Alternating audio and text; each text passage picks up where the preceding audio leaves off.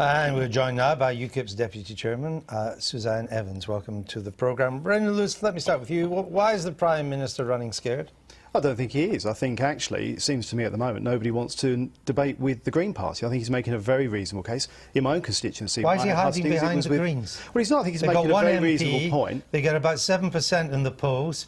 The Prime Minister has never been noted for his affections to the Green Party before. He's using them as a shield. I think he's making a reasonable point. Same in my own constituency. When we had hustings, all the parties were there. Greens were there, UKIP were there. And I think it's reasonable to say that the party that's polling equal to the Lib Dems, it's got a Member of Parliament, has as much right to be there as any other minority party. What about the Scottish Nationalists? Well, I think it's a very fair question for broadcast to ask. I think there's a good case to make for so we should have them too? If Greens are involved. I think the broadcasters make a good point on that.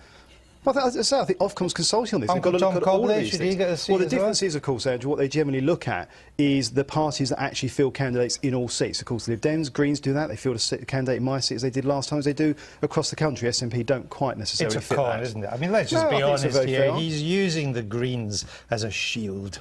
No, he doesn't. Look, he's been told by his advisers, particularly Mr Crosbie and Mr Osborne, the Chancellor, on political strategic matters, you cannot win on the debate. People expect you to do well. If you don't, you lose. Don't do them. That's what he's being told. And suddenly the Greens are wheeled out now. You know, it's back to Hugger Husky time, isn't it? After having told us we need to cut the Green CRAP, it's now...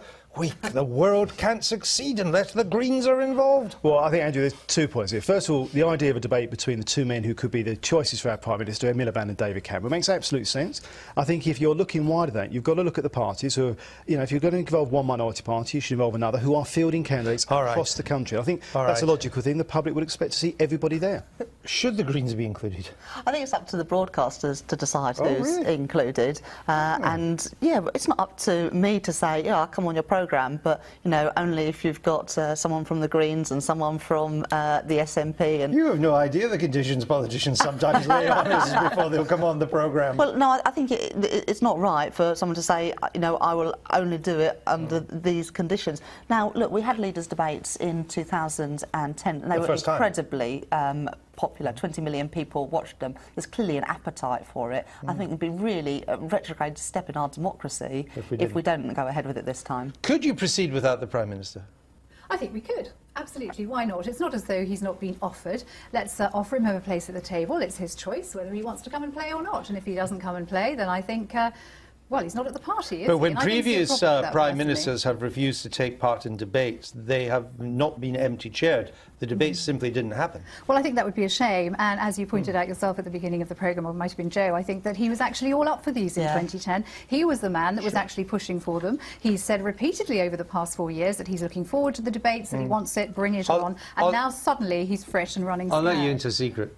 Leaders of the opposition are nearly always up for the debates. It's the sitting Prime Minister that doesn't want them. Gordon Brown did but Gordon, we know about that. Gordon Brown chosen because he thought he had nothing to lose. Well, that's why he went for them. It was a sitting Prime Minister. He went for it. David Cameron, you know, what's he got to lose today? He should be up for it. You know, politicians always say that they want to engage more people in politics. This is a chance to do it. 20 million people watched it. Don't walk away from it. And when John Major offered Labour leadership debates in the 1997 election, Labour said no.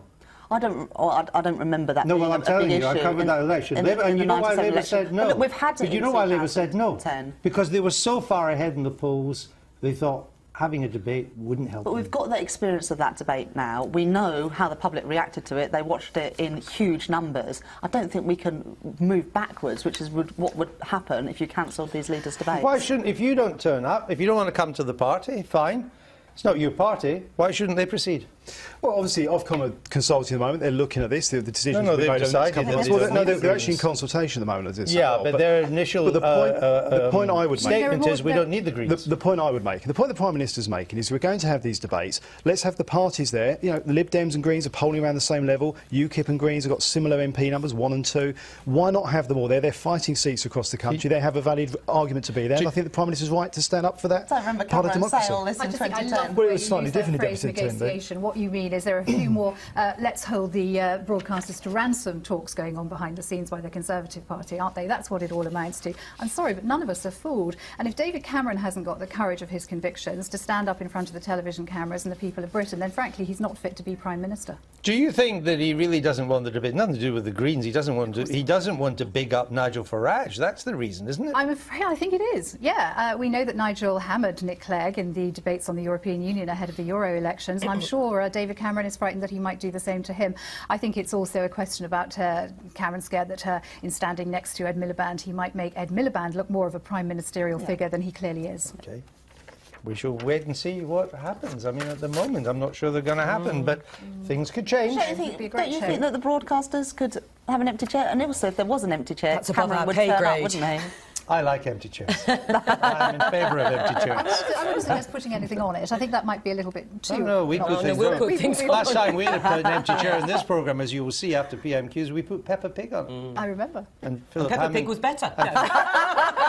And Philip Hammond started different type of audience. Philip Hammond started talking to the pig. That's nice. Well, at least it didn't answer back. Let's move on. Thank you, Suzanne Evans. On to politics.